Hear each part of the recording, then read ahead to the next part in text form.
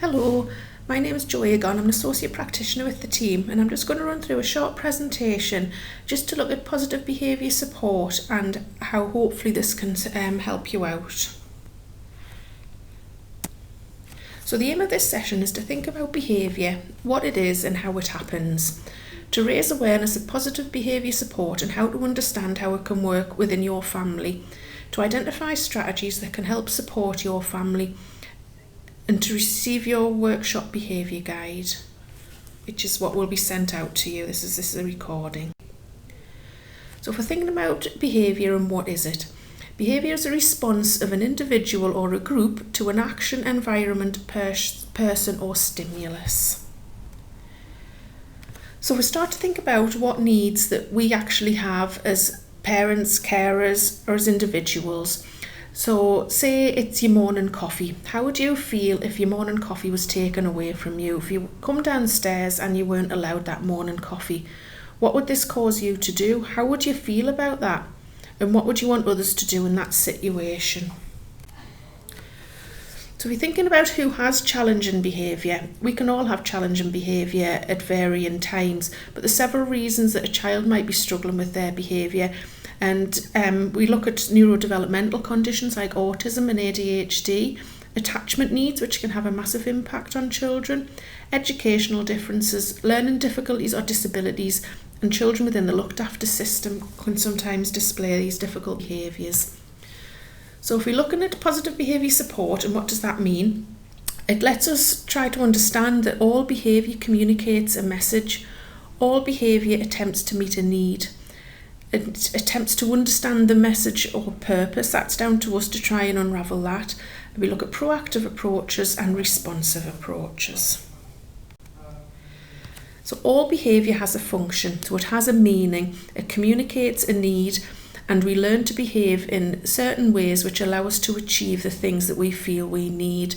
So all that means is that as parents, we generally just observe the behaviour that our children show, but it's how we can unpick that and understand what that meaning is, what that child is trying to communicate, and how we can allow them to achieve gaining the desired items without using that behaviour.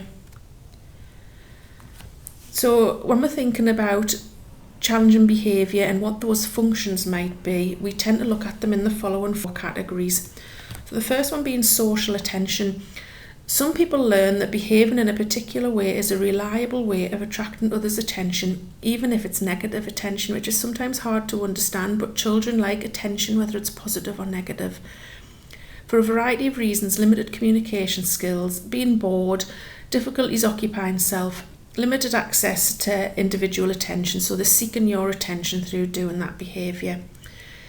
It is not a bad thing to want attention from others, not attention seeking but attention needing, so that depends on what that child is doing and what they're hoping to gain from you and what that attention quality is going to be. Thinking about tangible gain, so this is the desire for items or things such as food, drink, objects or activities that your child's wanting to do. So when people are not able to predict when they will have access to things that they value or find meaningful, they may use challenging behaviour to have these needs met. So children quickly learn that if you're, say, on the telephone and you wanting some 5 minutes peace, that quite often you'll say, right, go on your Xbox for half an hour while I do this. So they quickly learn what behaviours to show to gain what they want. Escape. People may use challenging behaviour to avoid or get away from something they don't like or find difficult. So for example, noisy environments, demands, group activities, things that they struggle to manage, they may use that behaviour to get out of that situation. Quite often that happens within schools. Children will quickly learn what behaviour will get them removed from a classroom. So it's how we manage those behaviours rather than responding to them. Sensory needs. Sometimes a behaviour can be internally rewarding or self-reinforcing. It creates a sensation that is stimulating, that the child likes, and they like the way it feels, tastes or smells. So we have lots of children who chew on items because they get that sensory feedback and they like that. So trying to stop that behaviour is difficult. Sometimes you have to replace it with, say, chewy gems or jewellery, so they're getting that same rewarding feedback rather than chewing the claws. So positive behaviour support aims to achieve behavioural change, to improve the quality of life for everybody, and to reduce the use of punishment. So if we have a little look at this picture, I think your first reaction is, my goodness. But this little boy in the centre looks really, really proud of himself, doesn't he? And he's painted the whole room, he's painted the sofa, the TV, even his little brother. And he's really, really proud of his work. And we've got to look here, how did that child have access to that tin of paint? So we've got to take responsibility for that. And have parents been painting around the house? Does that little boy think that he's been helping? We would automatically not be happy with this situation, but if we start to unpick it, that little boy looks really, really pleased with the work that he's done. It's not something that we all want, but yeah. So we tend to think about how we are looking at behaviour in an ABC model. So the A is the antecedent, so what actually happened before that behaviour was displayed. The B being behaviour, so what you actually saw, being very, very clear in that description. And C being the consequence, what usually happens afterwards, because that is quite often a really big part of a behaviour being repeated. So the ABC model, if we're writing down all the information, if we start with the antecedent and consequences, tends to be very, very similar. So who was there, what was happening around them, where was it, and when, time of day, is there a certain time of day. This allows us to see if there's any patterns occurring, that we can look at that behaviour and think, oh yes, that usually happens just before tea time when such and such is sitting watching the TV, they're really hungry, they're tired after a busy day at school, and this is usually what they do. So we're looking at those links between those behaviours to see if we can intervene at an early time. So a little example of this is, we'll say Sam works at Toffee Heaven. He works 40 hours a week. He packs boxes of sweets and he's paid £10 an hour for doing that. A very basic contract, but that's what Sam works towards. If we looked at a second contract that Sam might have been given, it gives a little bit more information. So Sam works 40 hours a week, he packs boxes of sweets and he's paid £10 an hour. Very much the same. So the bit that's added on is if Sam packs more than 100 boxes per day, he gets an additional £1 a box. On his best week, he earned an additional £80. So that's very, very clear and shows how you can earn more money and that incentive to be able to do that. So the third contract is Sam works 40 hours per week, he packs boxes of sweets and he's paid £10 an hour. If Sam packs less than 100 boxes a day, he gets a deduction of £1 per box.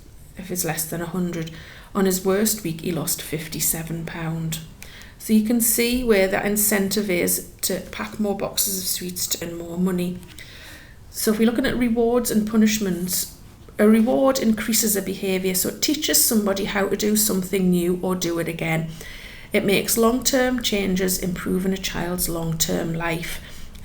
So you're more likely to see a behaviour repeated if you reward that behaviour and the child realises what you want to see from them and what they're going to gain from doing that.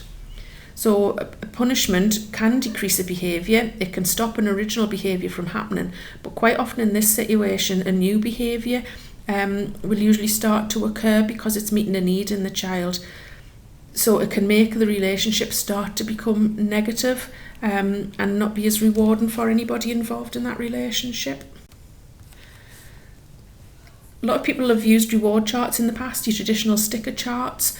They can be really, really effective, but they need to be kept going, they need to be motivating, and just some little hints and tips to keep them going. So the goal needs to be very, very clear. You need to be specific in what you're wanting the child to display. The times need to be achievable. If you're starting a reward chart, they need to be achievable sooner rather than later. Putting a week delay in from starting the reward chart to gaining that reward can be a long time for a child. And if they say you started on a Monday morning and a Tuesday morning they haven't received that reward, they may lose interest and think there's no point for the rest of the week. So the percentage of time needs to be realistic for the child to be able to follow that. The reward needs to be right. It's no good us deciding on a reward when the child might not be motivated by that. The cost needs to be appropriate. If we're not going to say, right, you get ready for school for 5 days in a row and we're going to buy you an Xbox. That's a very big and unreasonable request, and quite often it will be difficult to achieve that.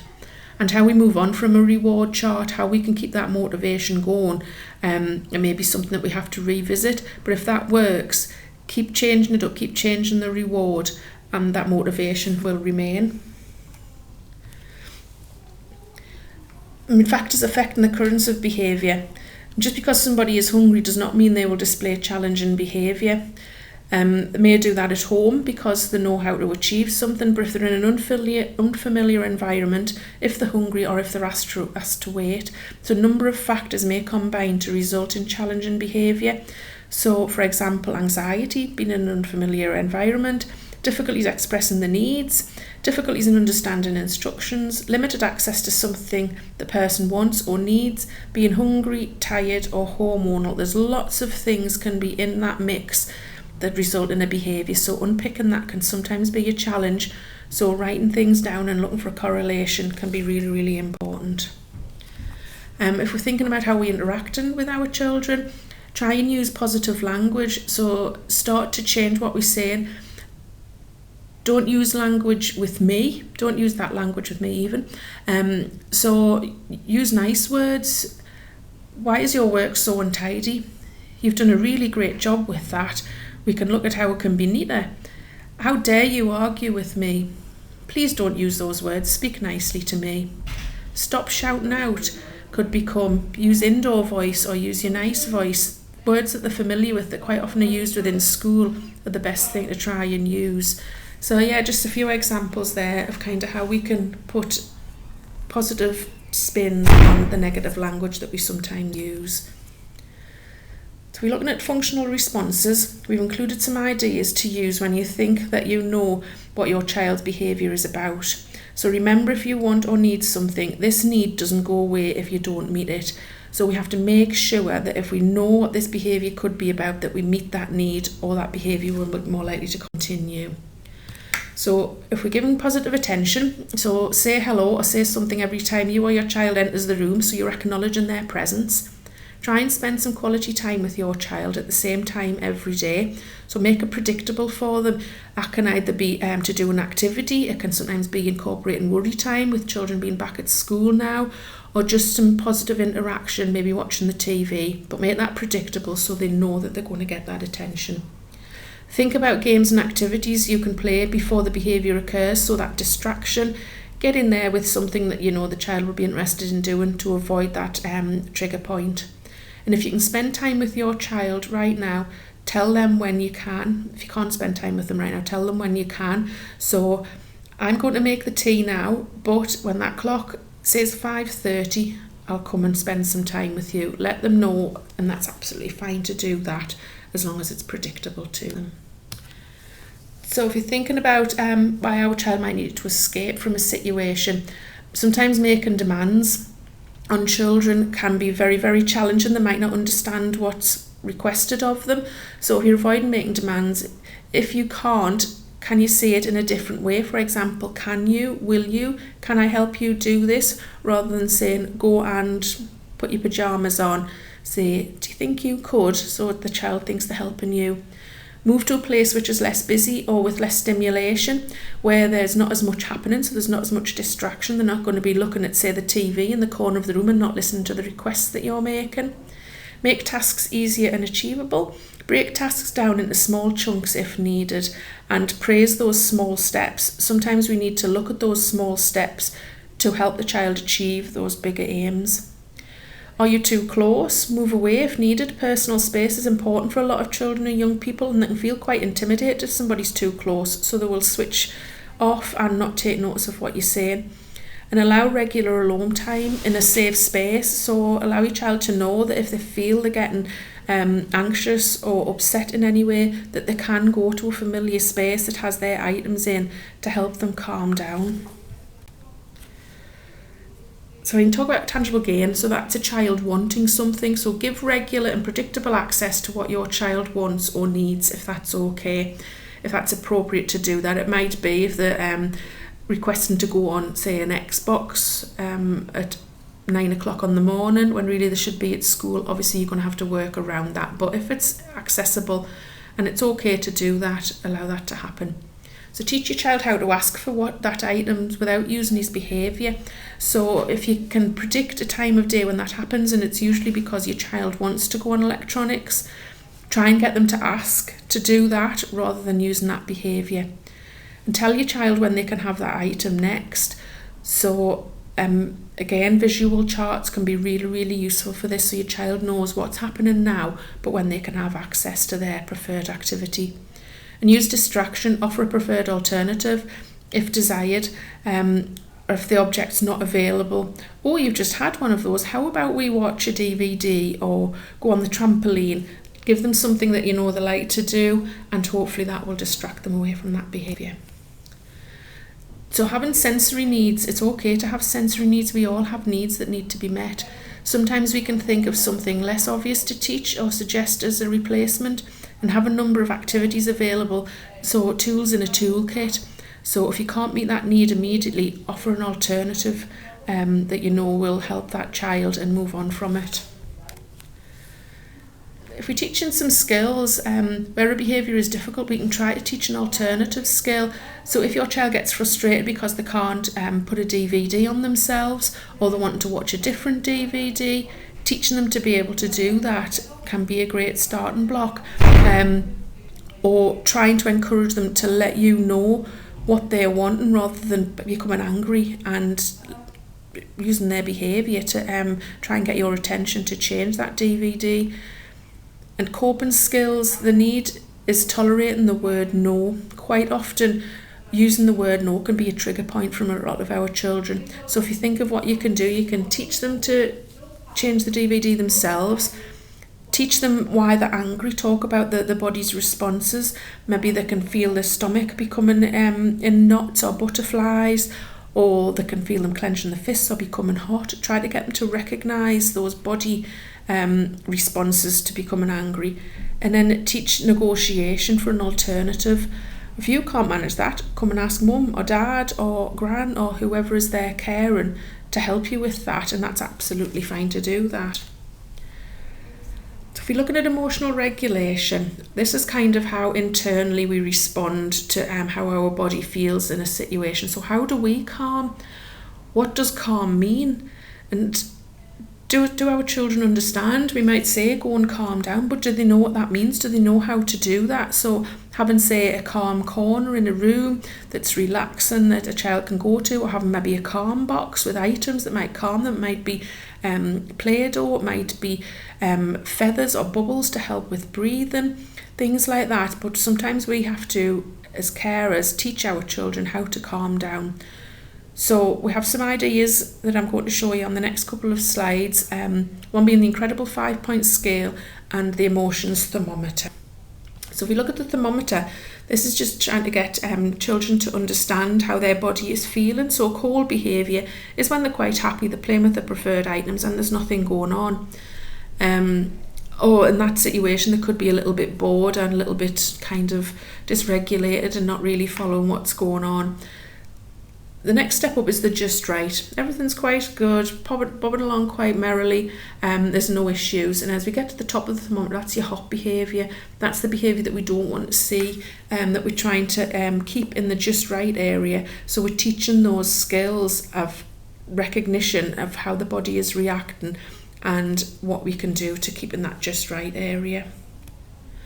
And the incredible 5-point scale, there's lots of different ones out there that you can search for on the internet that can link to preferred items, be it Pokemon, superheroes. There's lots and lots out there.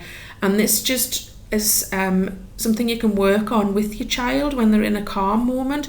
So if we look at the rating 1 to 5, 1 being when they're really, really calm, and 5 being when they're displaying the behaviours that we don't want to see.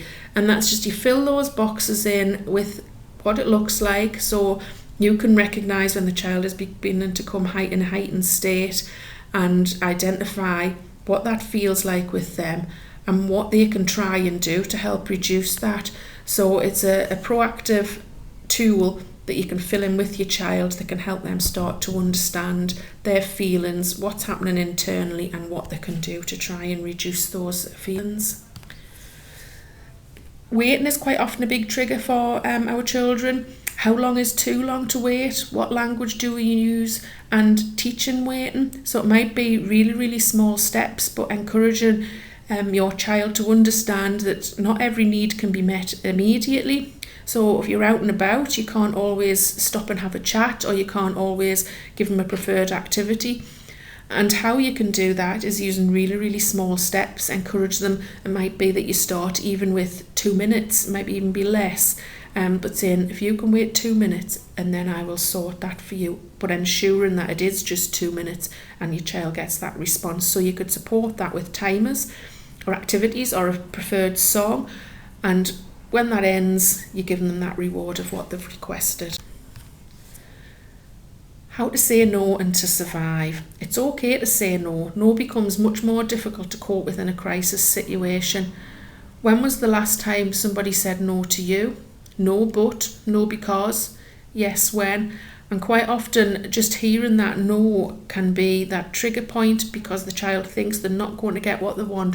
So it's how we can kind of change that. And that last one being yes when, they're hearing the word yes, but it's making them understand that they have to do something before that to gain that preferred activity.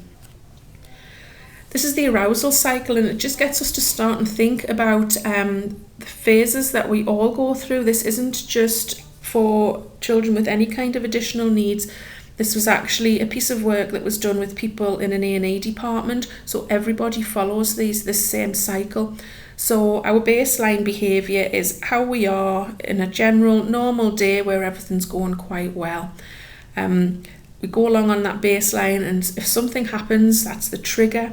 That can lift us from our baseline and just take us away from when we're feeling quite comfortable and safe and relaxed. Just lift us from that into a little bit of an unknown situation. So again, using the example of your morning coffee, you come downstairs, there's no coffee left. It may not set you up for a good day. So the next phase is the escalation phase, and this is the phase that leads directly to that challenging behaviour in the crisis phase. So that escalation phase is the time early on at the bottom of that incline when we need to get in and use all of the skills that we already have, your distraction, your getting into other activities to try and bring anybody back down to that baseline behaviour.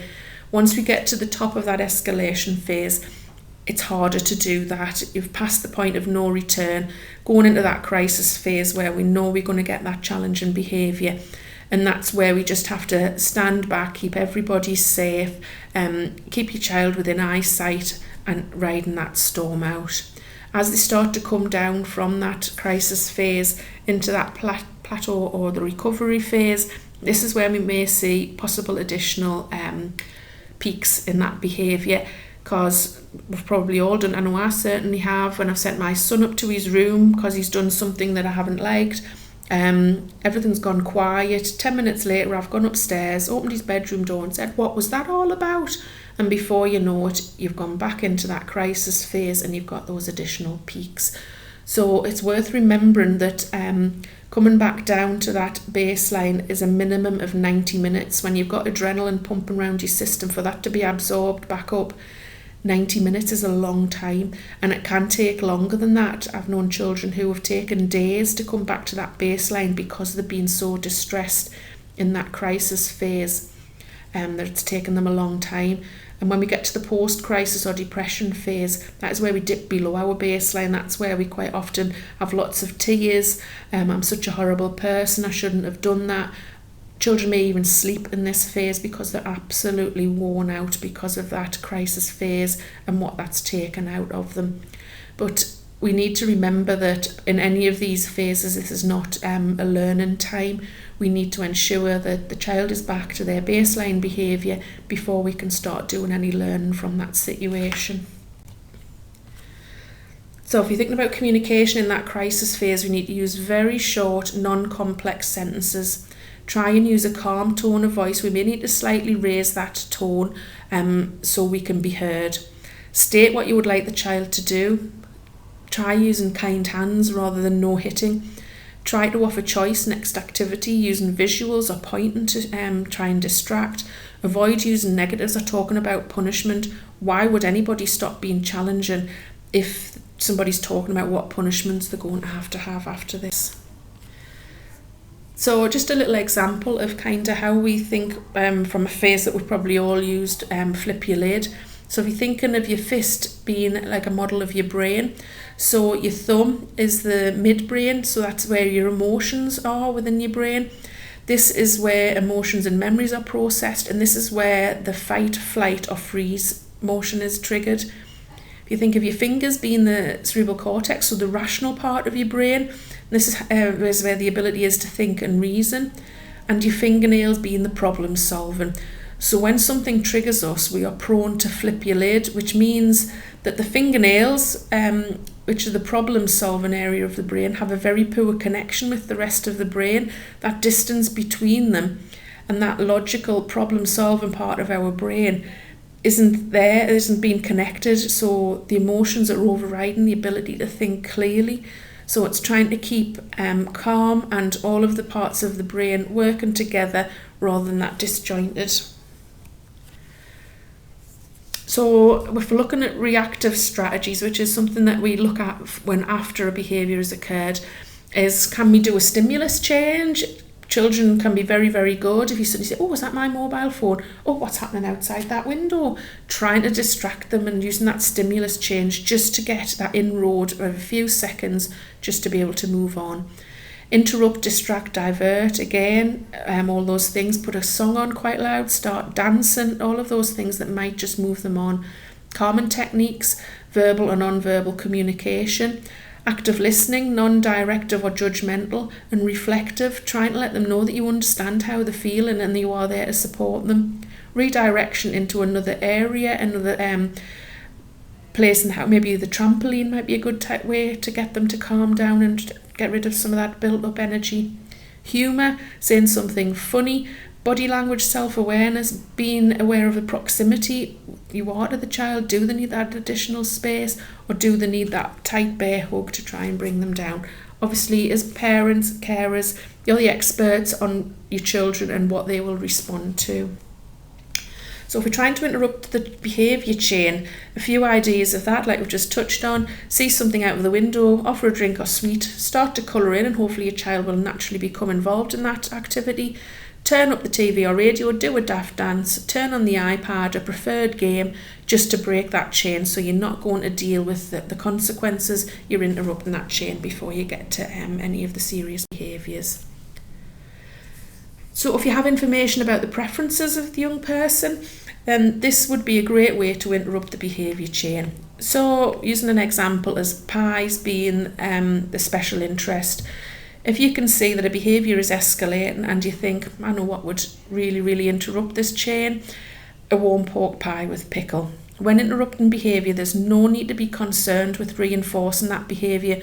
All you're doing is using your distraction and moving away and breaking that chain. That's not going to be at that point reinforcing that behaviour. So distraction and diversion, this takes slightly more effort than interruption. To distract, we are going to name the distraction that's on offer. So it may well be that your child likes milkshakes. Let's go make a milkshake or a smoothie. We're going to look out the window and let's see how many buses we can see or birds we can see in the garden. Come and pick a book. Distraction and diversion can be used earlier or later in the trigger or escalation phase, just to try and again break that cycle and move on. Stimulus change, try having a top 10 stimulus change for quick use. Stimulus change will use its value if the same strategy is used over and over again. So turn up the sound, oh, whose feet smell of cheese? Pretend you're falling over, do a dance, ring a phone, get somebody to ring the doorbell. Just something that's going to again give you that inroad to move on from that situation. Active listening. When in a crisis situation is developing, it's likely that there are lots of demands being made and advice being given. Active listening is about intentionally focusing on the person and understanding what is being said. It means listening to the speaker and responding to what they're saying. It doesn't mean being critical, and it doesn't mean offering advice. It just means that you're showing that you're actively listening and responding to how that person feels and what they're actually saying. Having the ability to interpret a person's body language lets the listener develop a more accurate understanding of the speaker's message. So having heard the listener, you may then paraphrase the speaker's words, so it's reinforcing that you have listened to what they've been said. And it's important not to necessarily agree with the speaker, simply restating what they have said. So I hear that you feel hurt by what James did to you. I can see that you're disappointed that your trip has been cancelled. But you must try not to solve the person's problems or use statements of blame where that could escalate again. So giving in with a plan. Sometimes things go wrong. That's what happens in life. You've tried positive language, you've tried distraction and diversion, but it's still going wrong. What can we do in that situation? So at times we know what somebody wants, we can know what they are or aren't asking for. And if it's safe and reasonable, can we give them what they want? To have that plan in place, you're not reinforcing that behaviour, you're avoiding that escalation. So if we are going to capitulate, so giving in, we should do it as soon as possible. Why wait until the behaviour becomes extreme? If we think, right, if they do this, I'm going to give in, do that in the very beginning, and the child is not learning to use that behaviour to gain what they're desiring. And next time we'll have a different plan, or we will work on some teaching skills. We will not get in the same situation again. So it's learning from all of those situations and deciding what we're going to do the next time that behaviour occurs. And just again, another little example, that the solutions to even the hardest problems, we can work through them. It might feel like there's no solution at that time, but yeah, we can get through those difficulties. And there's just a few websites that we would recommend that you just have a look at, and they may well be able to give you a little bit more information and a little bit more understanding to help you with those difficulties. Thanks very much.